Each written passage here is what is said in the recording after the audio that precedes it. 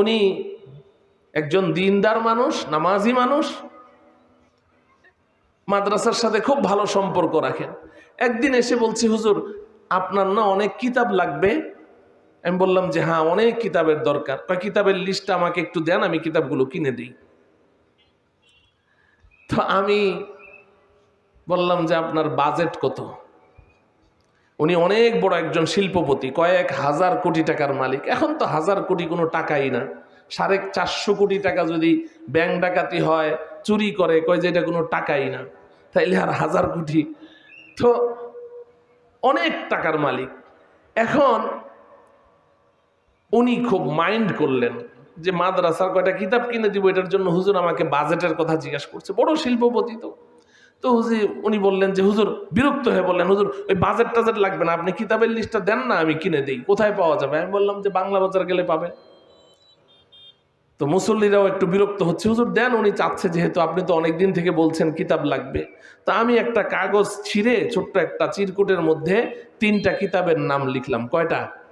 3টা কিতাবের নাম লিখে ওনার হাতে দিলাম যে এই যে কিতাবগুলো নিয়ে আসেন। বললো যে হুজুর আপনি বললেন অনেক কিতাব লাগবে। আমি বললাম যে হ্যাঁ, এমন কমপক্ষে 300 কিতাব লাগবে। তা আমি 3টা কিতাব দিলাম, এগুলো নিয়ে আসেন, আমি পরে লিস্টটা তৈরি করে আপনাকে দিব। লোকটা চলে গেল। যেই মানুষটা 1 সপ্তাহ 2 সপ্তাহ পর পর আসে দেখা করে, 3 মাস হয়ে গেছে, 3 মাস পরে এসেছে। 3 মাস পরে এসে আমার রুমে যখন ঢুকছে, তার মুখে একটা হাসি, তবে হাসিটা অপরাধীর হাসি। অপরাধীদের একটা হাসি আছে না নাই? নিজের অপরাধ ঢাকার জন্য হাসে। এমন একটা হাসতে হাসতে উনি ঢুকলেন। ঢুকতে ঢুকতে বলছেন, হুজুর সরি। আমি বললাম কি হয়েছে?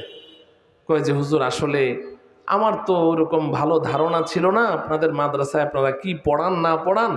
আমি তো ভেবেছি যে মাদ্রাসায় তো নুরানি কায়দা পড়ায়, আমপারা পড়ায়, তারপরে বাচ্চাদেরকে কোরআন শরীফ পড়ায়। কোরআন শরীফ তো আমি চিনি, এটা একটা কিতাব অবশ্যই। আর বেশির চেয়ে বেশি আমি জানি যে কোরআনের অনুবাদ পড়ান আপনারা, তাফসির পড়ান, এই তো। তো এখন আপনি আপনি কিতাবের কথা বললেন, অনেক কিতাব লাগবে। তা আমি ভাবলাম যে হয়তো কয়েকশো কোরআন শরীফ লাগবে, কিনে দিব, সমস্যা কি? বা কোরআনের অনুবাদ লাগবে, দিব কিনে। তা আপনার কাছে আমি জানতে চাইলাম কিতাবের লিস্টটা দেন, কিনে দেই। আপনি আমাকে বললেন আমার বাজেট কত। আমার খুব কষ্ট লেগেছে। আমি বললাম আপনার চেহারা দেখে আমিও বুঝতে পেরেছি আপনি যে কষ্ট পেয়েছেন। তো এখন হয়েছেটা কি? বলে যে হুজুর আপনি আমাকে যে লাইব্রেরির কথা বললেন না, আমি ওই লাইব্রেরিতে গিয়েছি। গিয়ে তো যাওয়ার সময় ভাবলাম 3টা কিতাব, এক একটা কিতাবের দাম আর কত হবে, 500-600 টাকা হতে পারে। তো আমি 1000 টাকা করে 3000 টাকা পকেটে নিয়ে গেছি 3 কিতাবের জন্য। আর একটা লোক আমার কাছে ওখানে টাকা পেত 10,000 টাকা, ওই টাকাটা সৌভাগ্যক্রমে আমার পকেটে ছিল।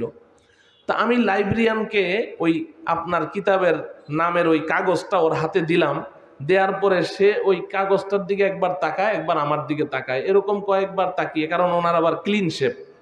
তো এখন হঠাৎ করে সে আমাকে বলে বসলো, ভাই আপনার বাজেট কত? কয় যে হুজুর মেজাজটা যে আমার গরম হইল, আপনিও আমাকে জিজ্ঞাসা করলেন বাজেট কত, এই বেটাও আমাকে বলে বাজেট কত। আরে ঘটনাটা কি? আমার হুজুর মাথায় রক্ত উঠে গেল। আমাকে জীবনে কোনোদিন কেউ এই কথা বলার সাহস পায় নাই। আপনি তো জানেনই হুজুর আমার টাকা কি পরিমাণ আছে। তো পরে আমি তাকে ধমক দিয়ে বললাম, ভাই আপনার বাজেটের দরকারটা কি? আপনার কাছে আমি কিতাব চেয়েছি, আপনি কিতাব দেন, কিতাব থাকলে দেন। বলে যে না স্যার, আসলে আমার কাছে একটা আছে, বাকি 2টা নেই। যদি আপনি বলতেন আপনার বাজেটটা, তাহলে আমি অন্য দোকান থেকে নিয়ে এসে দিতাম, এজন্য। তো বলল যে হুজুর আমার তো এমনি মেজাজ গরম। আমি ধমক দিয়ে বললাম যে ভাই আপনার ওই বাকি 2টা অন্যখান থেকে আনতে হবে না, আপনার কাছে যেটা আছে ওটা দিয়ে দেন, আমি বাকি 2টা খুঁজে নিবনি। তো এই কথা বলে আমি সামনে বসে আছি।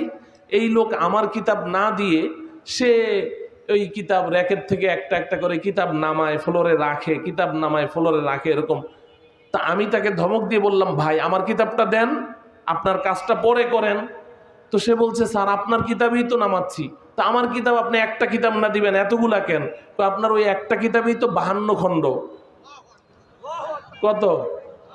52 খণ্ড, 52টা মিলে একটা কিতাব। তো বলে যে হুজুর এটা শুনে তো আমার মাথা রাতা খারাপ, 52টা মিলে একটা কিতাব। তো আমি জিজ্ঞাসা করলাম ভাই দাম কত? কয় 68,000 টাকা। আমি যে 3টা কিতাবের নাম দিয়েছিলাম তার মধ্যে সবচেয়ে ছোট কিতাব, ওলামায়ে কেরাম চিনেন, মুসনাদে আহমদ ইবনে হাম্বল। এটা আবার আমি কয়েক মাস আগে মিশর থেকে, ওখানে আবার মেলা বসেছে, কিতাবের মেলা।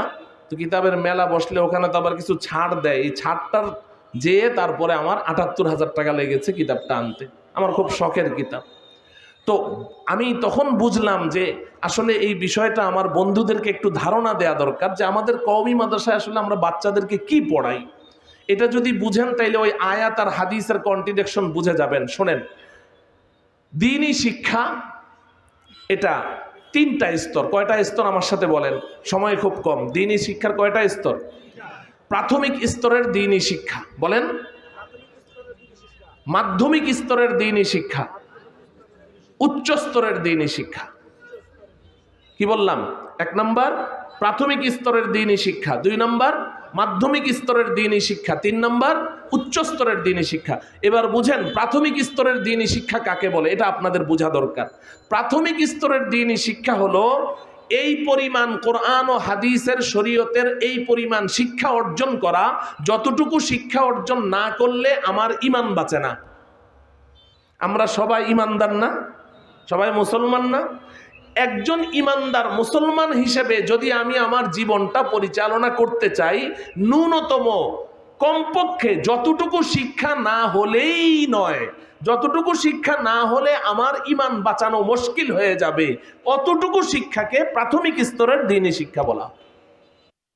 ম্যাগিও ঠিক আমার মতোই কোয়ালিটিতে কোনো ছাড় দেয় না। 7টি দেশের সেরা খামার থেকে আসে ম্যাগি নুডলসের ময়দা। এভাবেই তো বাংলাদেশে প্রায় 3 যুগ ধরে একই কোয়ালিটি দিয়ে আসছে ম্যাগি। এত মজা! মা হিসেবে এটাই আমার জন্য গিফট।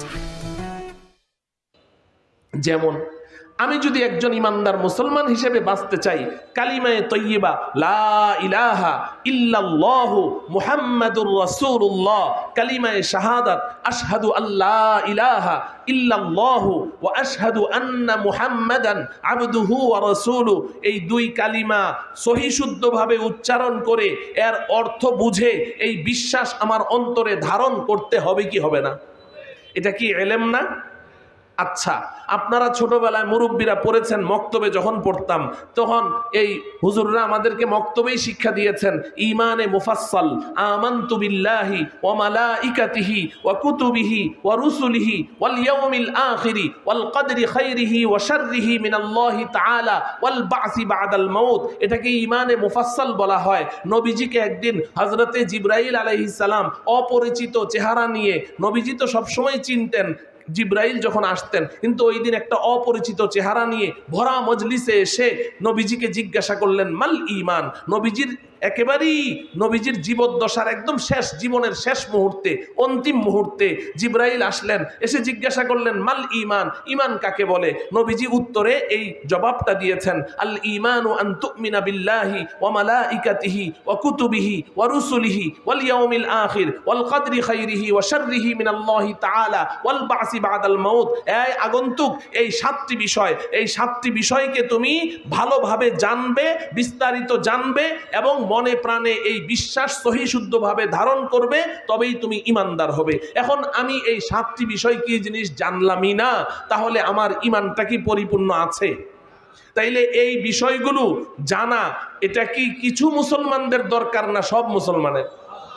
হ্যাঁ, সকল মুসলমানের। এটা হলো প্রাইমারি শিক্ষা, দ্বীনি শিক্ষার প্রাথমিক স্তর। আচ্ছা বলেন, একজন ঈমানদার মুসলমান হিসাবে আমি বাঁচতে চাই, নামাজের দরকার আছে না নাই? কি দরকার? নামাজ না পড়লে কি হবে? আমার ঈমান তো ঠিক আছে না, নামাজ লাগবে? নামাজ না পড়লে ঈমান থাকে? ও আমার প্রিয় যুবক ভাইয়েরা, নামাজ না পড়লে ঈমান টিকে না, এটা আমার কথা না। নবীজি সাল্লাল্লাহু আলাইহি সাল্লাম বলেছেন বাইনাল আবদি ওয়াল কুফরি তারকুস সালাহ, কে ঈমানদার কে বেঈমান কারো কপালে লেখা থাকে না। লেখা থাকে কি? তাহলে আমি বুঝবো কি করে আপনার ঈমান আছে কিনা? আপনি বুঝবেন কি করে আমার ঈমান আছে কিনা? নবীজি বলছেন আমি একটা চিহ্ন বলে দেই, ওই চিহ্নটা যার মধ্যে দেখবে তাকে তুমি ঈমানদার বলে সাক্ষী দিবে। ওর যত দোষ ত্রুটি থাক তুমি তাকে ঈমানদার বলে সাক্ষী দাও। আর যদি এই চিহ্নটা তার মধ্যে না পাও, সে যত ভালো হোক না কেন, যত বড় দানশীল হোক, যত বড় পরোপকারী হোক, যত বড় বিনয়ী হোক, যত বড় সত্যবাদী হোক, তুমি বলো লোকটা সত্যবাদী, তুমি বলো লোকটা বড় দানশীল, তুমি বলো লোকটা বড় পরোপকারী, কিন্তু ওই চিহ্ন না পেলে তুমি বলতে পারবে না লোকটা ঈমানদার। সেই চিহ্নটা কি? সেই চিহ্নটা নবীজি বলছেন, দেখো লোকটা নামাজ পড়ে কিনা। যদি নামাজ পড়ে তুমি সাক্ষী দাও লোকটা ইমানদার, আর যদি নামাজ না পড়ে তাহলে তুমি তার ব্যাপারে যত প্রশংসা আছে সব করো, কিন্তু লোকটা ইমানদার এ কথা তুমি বলতে পারবে না। তাহলে নামাজ লাগবে। আচ্ছা, তো এখন একজন ইমানদার মুসলমান হিসেবে যদি নামাজ লাগে, নামাজের জন্য পবিত্রতা অর্জন করা লাগবে কিনা? তাইলে এখন পবিত্রতা অর্জন করতে গেলে ছোট নাপাকি বড় নাপাকি, ছোট আজান হচ্ছে, ছোট নাপাকি থেকে আপনি পবিত্রতা অর্জন করেন, অজু করলে হয়ে যায়। আবার বড় নাপাকি থেকে আপনি পবিত্রতা অর্জন করলেন, অজু করলে চলে না, গোসল করা লাগে, তাহলে শরীর পাক হয় না। এখন ছোট নাপাকি কোনটা, বড় নাপাকি কোনটা, এই এলেম অর্জন করা লাগবে কি লাগবে না? এখন এর থেকে আবার পবিত্রতার পদ্ধতি কি, এই পদ্ধতি জানা লাগবে কিনা? এগুলো হচ্ছে আমি সংক্ষেপে বললাম, এই জাতীয় শিক্ষাটা, এটা প্রাথমিক স্তরের দ্বীনি শিক্ষা। এই শিক্ষাটা কিছু মুসলমান অর্জন করলে চলবে না, সবার লাগবে। আচ্ছা, আরেকটা রইল মাধ্যমিক স্তরের দ্বীনি শিক্ষা। মাধ্যমিক স্তরের দ্বীনি শিক্ষা হলো এই যে জামিয়াতুল ওয়ালিজা আপনারা এসেছেন, এই মাদ্রাসা সহ বর্তমান বাংলাদেশে 40,000-এর উপরে কওমি মাদ্রাসা আছে। এই মাদ্রাসাগুলোর মধ্যে একেবারেই প্রাথমিক ক্লাস থেকে দাওরায়ে হাদিস পর্যন্ত, মাস্টার্স পর্যন্ত 15 বছর আপনার সন্তানটা পড়লে সে দাওরায়ে হাদিস পাশ করবে। কমপক্ষে 14টা সাবজেক্টসে তাকে পারদর্শিতা অর্জন করতে হবে। আমার প্রিয় জেনারেল শিক্ষিত ভাইয়েরা, আপনারা যেমন কলেজ ভার্সিটিতে সায়েন্স, আর্টস, কমার্স ইত্যাদি বিভিন্ন সাবজেক্ট নিয়ে পড়েন না, বড় জটিল জটিল সাবজেক্ট, এই জাতীয় কমপক্ষে 14টা সাবজেক্টের উপরে তাকে পারদর্শিতা অর্জন করতে হবে। ইলমুত তাজবিদের উপরে সর্বপ্রথম পারদর্শিতা অর্জন করতে হবে। এরপরে ইলমুন নাহব, ইলমুস সরফ, ইলমুল বালাগাত, ইলমুল মানতিক, ইলমুল আদব, ইলমুল ফিকহ, ইলমু উসুলিল ফিকহ, ইলমুল হাদিস, ইলমু উসুলিল হাদিস, ইলমুত তাফসীর, ইলমু উসুলিত তাফসীর সহ আরো এই জাতীয় কতগুলো সাবজেক্টের উপরে পারদর্শিতা অর্জন করে দাওরায়ে হাদিস মাস্টার্স কমপ্লিট করবে, তো মাধ্যমিক স্তরের দ্বীনি শিক্ষা অর্জন করা হয়েছে। আরেকটা হলো উচ্চ স্তরের দ্বীনি শিক্ষা। এটা হলো দাওরায়ে হাদিস থেকে যারা পাশ করছে এদের মধ্য থেকে মেধাবী এবং কিতাবের মনোযোগী ছাত্রদেরকে আমরা বাছাই করে তাদেরকে বিভিন্ন বিষয়ের উপরে আমরা পিএইচডি কোর্স করিয়ে থাকি। আরবি সাহিত্যের উপরে পিএইচডি অফ ইসলামিক ল, কিংবা পিএইচডি অফ উলুমুল হাদিস, এই জাতীয় কতগুলো পিএইচডি সাবজেক্ট, এই সাবজেক্টের উপরে পিএইচডি কোর্স সম্পন্ন করে মিনিমাম 3 বছর অধ্যয়ন করার পরে, এই 3 বছর পিএইচডি যদি সে অধ্যয়ন করতে পারে, তার মধ্যে এই পরিমাণ যোগ্যতা আসে যে মুসলমানদের মধ্যে দিন দিন আধুনিক কিছু সমস্যা দেখা দিচ্ছে, নতুন নতুন সমস্যা। কিডনি বিক্রি করতে পারবো কিনা, চোখ আমি বিক্রি করতে পারবো কিনা, আমার দেহটা মরণোত্তর দেহদান, মরার আগে দেহটা ঢাকা মেডিকেলে দান করে যেতে পারবো কিনা। এখন তো চেয়ারে বসে নামাজ পড়া এটা আভিজাত্যের প্রতীক, যত ধনী এলাকা তত মসজিদে চেয়ার বেশি, তো এই চেয়ারে বসে নামাজ পড়তে পারবো কিনা। বিমানে আমি নামাজ পড়বো, পানিও নাই মাটিও নাই, এখন আমি অজুও করতে পারছি না, তায়াম্মুমও করতে পারছি না, এই মুহূর্তে আমার করণীয় কি? এমন কিছু নতুন নতুন আধুনিক সমস্যা। আর ব্যবসা বাণিজ্যের ক্ষেত্রে তো ডে বাই ডে নতুন নতুন শুধু পলিসি শুধু ঢুকছে আর ঢুকছে, এমন পলিসি কোরআন হাদিসে কোথাও আপনি এটা খুঁজে পাবেন না, রিসার্চ করতে হবে। ওই পিএইচডি যে ছেলেগুলো সম্পন্ন করে তারা কোরআন হাদিস রিসার্চ করে করে এই সমাধানগুলো ওখান থেকে খুঁজে বের করে উম্মতের সামনে পেশ করে। এটা হলো উচ্চ স্তরের দ্বীনি শিক্ষা। মুহতারাম হাজরিন, আমি যে আয়াত তেলাওয়াত করেছি, কিছু মানুষ বের হও উচ্চ স্তরের দ্বীনি শিক্ষা অর্জন করার জন্য। আর নবীজি যে বলেছেন সব মুসলমানকে দ্বীন শিখতে হবে, এটা হলো প্রাথমিক স্তরের দ্বীনি শিক্ষা। এই শিক্ষাটা আপনাদের অর্জন করা লাগবে কি লাগবে না? আর যারা উচ্চ স্তরের দ্বীনি শিক্ষা অর্জন করেছে, আল্লাহ বলেছেন ওয়ালিয়ুনজিরু কওমাহুম ইযা রাজাউ ইলাইহিম লাআল্লাহুম ইয়াহযারুন। এই যারা প্রাথমিক স্তরের দ্বীনি শিক্ষা আপনারা অর্জন করেছেন, উচ্চ স্তরের দ্বীনি শিক্ষা সম্পন্নকারী, তারা আপনাদেরকে যেভাবে পরিচালনা করবে আপনারা ওভাবে পরিচালিত হবেন। আল্লাহ বলেন লাআল্লাহুম ইয়াহযারুন, আমি এদেরকেও জান্নাত দিয়ে দেব।